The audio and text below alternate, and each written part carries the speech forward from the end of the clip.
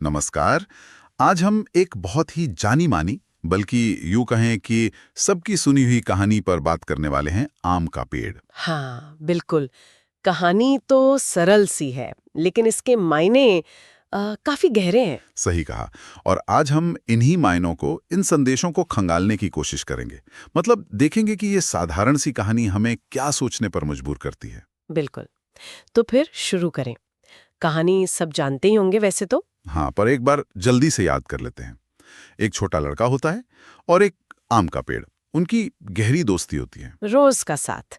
लड़का पेड़ पर खेलता है, उसके फल खाता है, उसकी छांव में सोता है। हाँ, और पेड़ भी उसे बहुत प्यार करता है। लेकिन फिर लड़का बड़ा होने लगता है। और जैसे जैसे वो बड़ा होता है, उसका आना कम हो जाता है। बिल्कुल। वो फिर तभी आता है जब उसे पेड़ से कुछ चाहिए होता है ना? हाँ, कभी आता है कहता है मुझे पैसे चाहिए, तो पेड़ कहता है मेरे आम ले जाओ बेच दो। हम्म। फिर आता है कहता है घर बनाना है, तो पेड़ अपनी डालियां दे देता है। और फिर नाव बनाने के लिए वो अपना तना तक दे देता है। कमाल है। और हर बार पेड़ खुश होकर देता है, बिना कुछ पूछे, बिना किसी शिकायत के। यही यही तो खास बात इस कहानी की। और अंत में क्या होता है? अंत में वो लड़का जो अब बूढ़ा हो चुका है, वापस आता है, थका हुआ। और पेड़ के पास अब देने को कुछ बचा नहीं है, सिवाय। सिवाय एक सूखे ठूंठ के। हाँ। और वो बूढ़ा आदमी बस बैठना चाहता है, आराम करना चाहता है। तो पेड़ कहता है आओ इस ठूंठ पर बैठ जाओ, ये बैठने के लिए अच्छी जगह है। और यहीं यहीं पर कहानी का जो असली मर्म है वो सामने आता है। ये पेड़ ये असल में क्या है? ये प्रतीक है निस्वार्थ प्रेम का, त्याग का। बिल्कुल बिना शर्त वाला प्यार और सेवा। जैसा कि कहते हैं ना कि जो सच में प्यार करता है वो बिना किसी उम्मीद के देता है। हाँ। ये पेड़ बिल्कुल वैसा ही है। हाँ, और ये बात दिल को छू जाती है। बहुत मार्मिक कहानी है। तो सरल बच्चों की कहानी लगती है, पर बड़ों को भी ये सोचने पर मजबूर कर देती है। अच्छा, पर एक सवाल मन में आता है, ये जो निस्वार्थता है पेड़ की, क्या ये हमेशा मतलब सही है? लगातार सिर्फ देते जाना? ये एक दिलचस्प नुक्ता है। हालांकि कहानी ज्यादातर पेड़ के त्याग को सकारात्मक रूप में ही दिखाती है।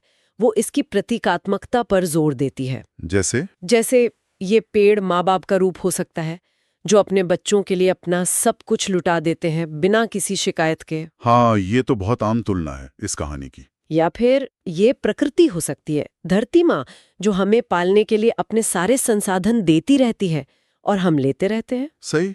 या कोई शिक्षक, कोई दोस्त, कोई भी जो हमारे जीवन में बिना कुछ मांगे देता रहता है। बिल्कुल। ये पेड़ उन शक्तियों का प्रतीक है जो हमें बनाती हैं, हमें संभालती हैं, और अक्सर हम उन्हें धन्यवाद भी नहीं कहते। और यहीं से बात आती है कृतज्ञता की, आभार मानने की। हाँ, कहानी हमें एक तरह से आईना दिखाती है। ये हमें सोचने को कहती है कि हमारे जीवन में ऐसे कौन से पेड़ हैं। और क्या हम उनके प्रति अ, आभारी हैं? क्या हम उनके त्याग को समझते हैं? सही कहा। ये हमें खुद के अंदर झांकने पर मजबूर करती है। क्या हमें जो मिला है, हम उसकी कद्र करते हैं? तो मतलब ये कहानी सिर्फ एक बच्चे और पेड़ की कहानी नहीं है, ये उससे कहीं ज्यादा है। हाँ, ये एक नैतिक दिशा दिखाती है। प्रेम, त्याग, सेवा, इन सब की बात करती है बहुत ही सरल तरीके से। और हमें याद दिलाती है उन रिश्तों की, उन चीजों की जिन्हें हम शायद वो फॉर ग्रांटेड ले लेते हैं। बिल्कुल।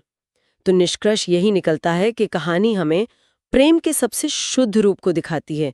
बिना शर्त वाला प्रेम, निस्वार्थ त्याग। और शायद ये भी कि असली खुशी पाने में नहीं, देने में है। हाँ, और उन लोगों के प्रति आभारी होने में जिन्होंने हमें कुछ दिया है। तो अंत में श्रोताओं के लिए एक विचार छोड़ जाते हैं। बिल्कुल।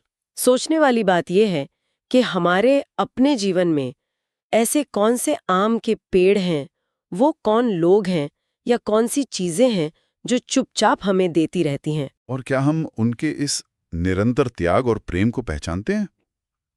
क्या हम सच में उनके आभारी हैं? बस यही सवाल है जिस पे शायद हम सबको कभी न कभी सोचना चाहिए।